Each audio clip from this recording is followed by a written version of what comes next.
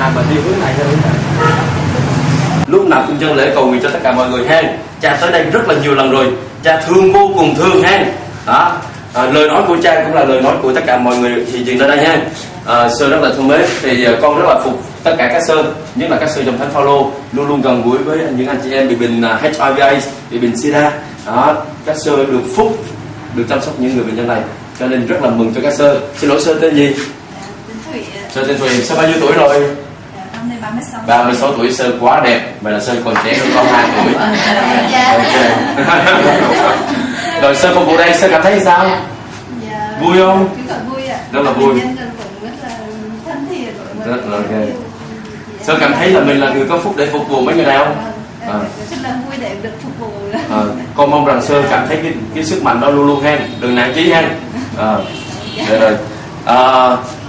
Kính thưa tất cả quý vị, tất cả anh chị em đây là đều hoàn toàn bị bệnh HIV/AIDS, bị bệnh SIDA, mỗi người đều có một hoàn cảnh và một cái hoàn cảnh khác nhau. Đó, ví dụ như đây nè, đây là hai mẹ con này, anh còn sống không? Anh mất gần 3 năm rồi, cũng bị hoàn cảnh bị bệnh này hả? Chồng bị bệnh HIV/AIDS, bị bệnh SIDA, chết cách đây 3 năm. Rồi con bao nhiêu tuổi? 33 tuổi. Và đứa con cũng bị bệnh phải không? Đứa con mấy tuổi rồi? Đứa con 6 tuổi bị bệnh từ trong bụng mẹ hả? Ok. Con tên gì? Con tên Toán. Rồi con tên gì? Con tên Oanh hả? Con bao nhiêu tuổi? Nói to đi. Này, con bao nhiêu tuổi? Con nói to đi. Con bao nhiêu tuổi? Thưa cha. Thưa cha, con 6 tuổi. Ai là người nuôi con? Cha Sương. Ai là người cho con ăn? Cha mẹ. Ghê gớm mà. Các Sơn nuôi mà cha mẹ cho ăn. Trời ơi. Rồi quý vị thấy các em khôn không? Em rất là khôn dễ thương. Con nhớ cha không? Cha tên gì? Mỹ. cha Mỹ. Cha tên Mỹ. Ok. Quý vị thấy các em và tất cả mọi người đây rất là dễ thương, hoàn cảnh rất là tang thương quý vị, bởi vì cái chết đến với họ không biết, cho nên tôi mong rằng quý vị phải cầu nguyện cho họ, nâng đỡ họ về vật chất cũng như tinh thần.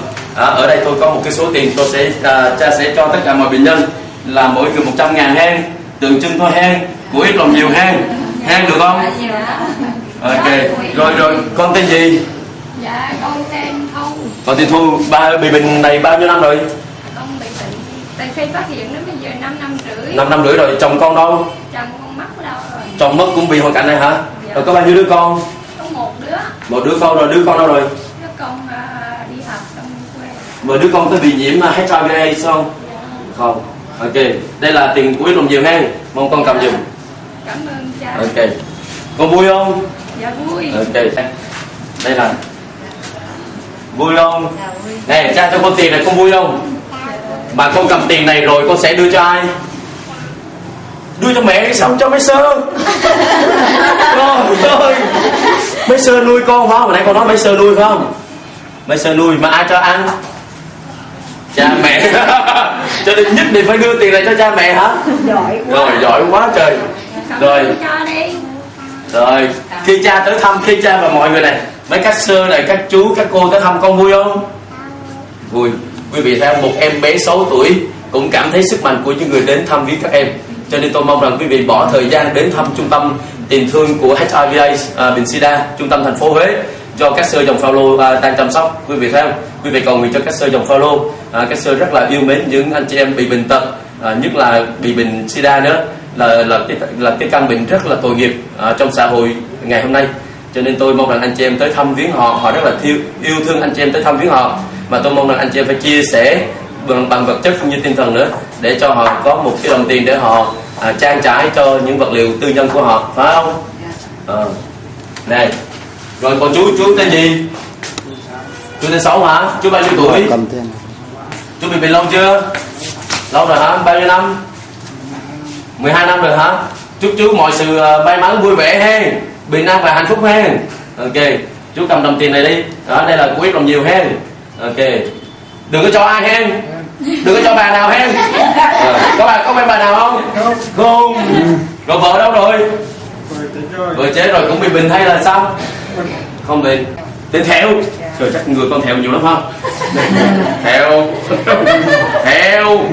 Chào mấy bộ xe này. Theo. Con bao nhiêu tuổi rồi? 42 hả? Con bị bệnh bao lâu rồi? Gần 1 năm hả? Khi con bị bệnh như thế này con cảm thấy sao? Con buồn hay là con vui?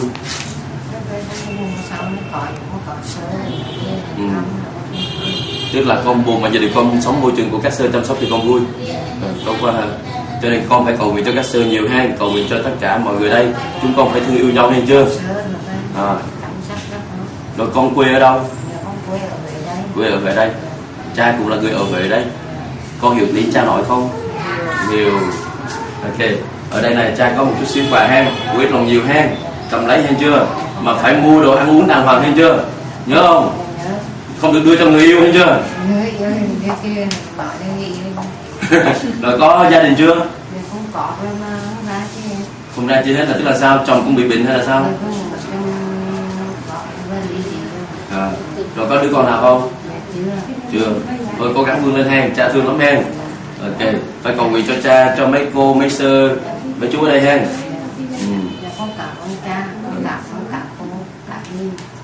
Quý vị thấy dễ thương không? Cái lời nói họ cảm ơn, quý vị cảm thấy xúc động không? Đó. Cho nên cái món quà của quý vị giao cho tôi tuy rất là đơn sơ, rất là nhỏ giọt, nhưng đối với tất cả những chị em bị bệnh HIV/AIDS, bị bệnh SIDA, họ rất là chân tình, họ rất là khao khát cái món tiền đơn sơ này để họ có thể mua những cái vật liệu cá nhân cho cuộc sống của họ. Quý vị thấy không?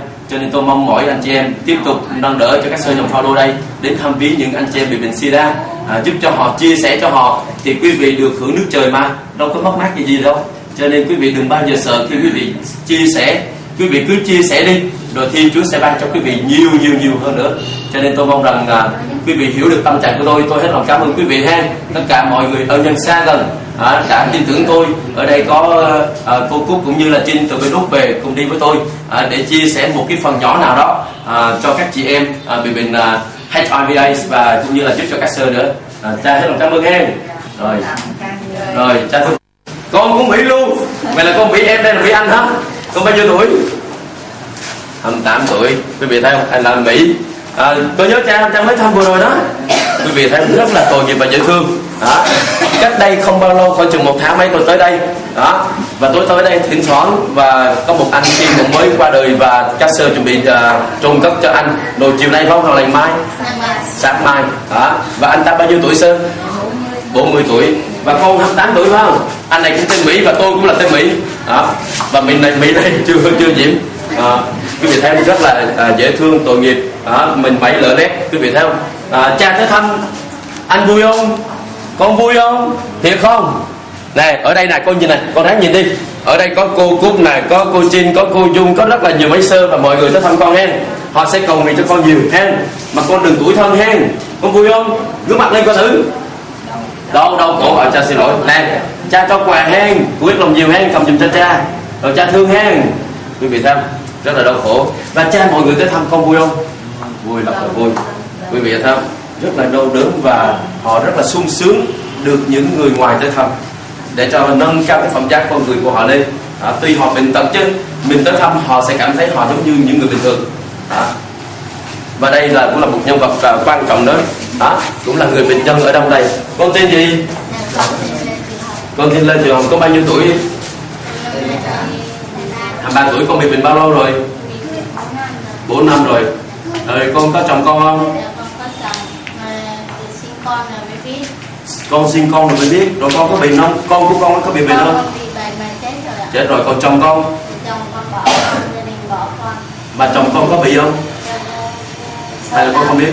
Sơ báo em về đây mà nhà trốn trách nhiệm không có nhận con về á, thì đem chồng con xuống đây mà xét nghiệm mà chồng con mà bị là phải đem hai mẹ con về, cho nên ông bà trốn. Ông bà sợ ốt nhột, ông bà sợ lắm. Con có nhớ cha không? Dạ con nhớ. Cha tên gì? Cha tên Mỹ. Cha tên Mỹ. Tên Mỹ xấu là tên Mỹ đẹp? Tên Mỹ đẹp. Tên Mỹ đẹp.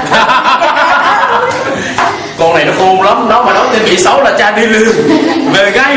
Tại vì ba con sinh có một con ban mất rồi, thấy cha với các cô các bác tới thăm là con rất vui mừng. Vì con không được có ai tới thăm thì ba mẹ con mất, ba con thì mất, mẹ con gửi rồi, gửi Trung Lão rồi. Quý vị thấy không? Em tỏ cái tình thương đối với tất cả mọi người chúng ta đến thăm em rất là phục và con rất là vui phải không? Quý vị thấy không? Họ không quen biết ai hết, người ngoài không ít vô đây lắm. Cho nên nếu mà quý vị tới trung tâm thành phố Huế, quý vị cứ nói là trung tâm bệnh viện HIV/AIDS của các sơ dòng Phaolô, quý vị tới thăm các chị em như thế này, họ là những người rất là tội nghiệp và dễ thương, cha thương lắm em. Dạ. Con có thương cha không? Dạ con. Thương nhiều hay ít? Thì con cha biết sao không? Thương nhiều hay ít?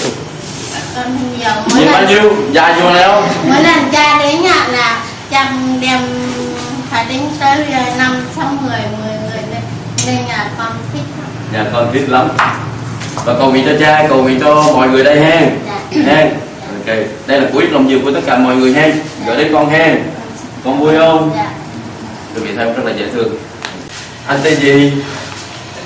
Tên Hưng bao nhiêu tuổi? 31 tuổi. Anh bị bệnh lâu chưa? 7,5 Rồi các gia đình chưa?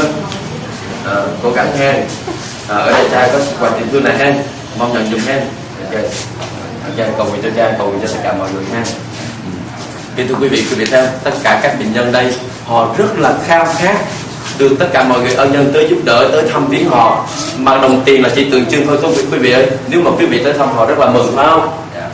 Quý vị thấy không? Cho nên con mong mỏi quý vị hãy đến trung tâm thành phố Huế, tìm ra được cho hai sơ dòng Phaolô này, tại vì hai sơ là một rất là đặc biệt. Ba sơ là một sơ đi công tác. Quý vị phải tìm đến mấy sơ để mấy sơ giới thiệu cho quý vị tất cả những bệnh nhân mà tôi vừa mới giới thiệu quý vị. Thưa sơ, ở đây là của ít lòng nhiều thôi hay con sơ. Con gửi đến sơ. Chúc sơ vui vẻ 65 tuổi, hưởng thọ phúc lành. Quý vị vỗ tay cho hai sơ đi. Ôi. Bé Nhiệm ha, Nhiệm bệnh HIV/AIDS mà bé 6 tuổi và giờ đây em bé sẽ đi giống như người mẫu ha, con đi giống như người mẫu ha. Đi vỗ tay đi, vỗ tay đi. Rồi, người mẫu.